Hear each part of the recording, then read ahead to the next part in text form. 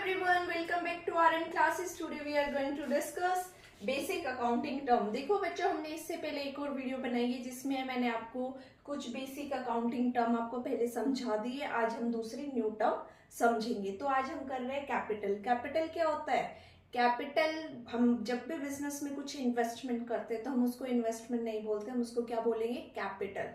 तो कैपिटल देखो क्या होता है, it refers to the fund और asset invested in a business by its owner.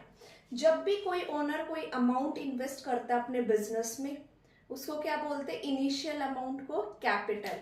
और ये जो कैपिटल है ये आपकी एसेट्स भी हो सकती है, कैश भी हो सकता है, ये मतलब कुछ भी हो सकता है। आपके स्टॉक्स हो सकते हैं, एसेट्स हो सकती है और आपके कैश हो सकता है।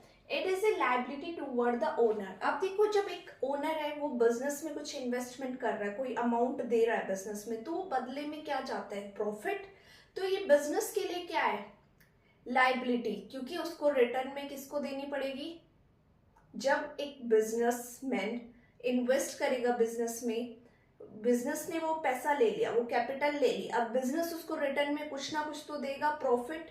तो वो बिजनेस के लिए क्या है? लाइबिलिटी है टूवर्ड्स ओनर। तो ये ओनर्स को देना ही पड़ेगा उसको। तो ये बिजनेस के लिए क्या बोला जाता है? कैपिटल क्या है? एक लाइबिलिटी। अब बात करते हैं हम हमारी कैपिटल को हम कैसे कैलकुलेट करते हैं। इसकी अकाउंटिंग इक्वेशन क्या है? Assets minus liability.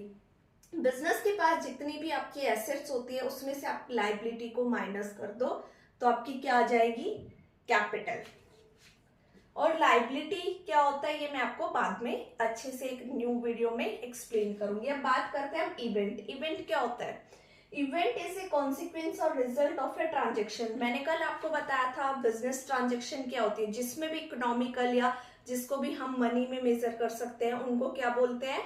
Transaction. Business transaction वही होती है जिसको हम मनी में मेजर कर सकते हैं। अब जो भी ट्रांजेक्शन का एंड रिजल्ट तो आएगा, हमने बिजनेस में कोई भी खर्चा किया है या हमने बिजनेस से कुछ लिया है या हमने किसी को पैसा दिया है, तो एंड रिजल्ट क्या होगा?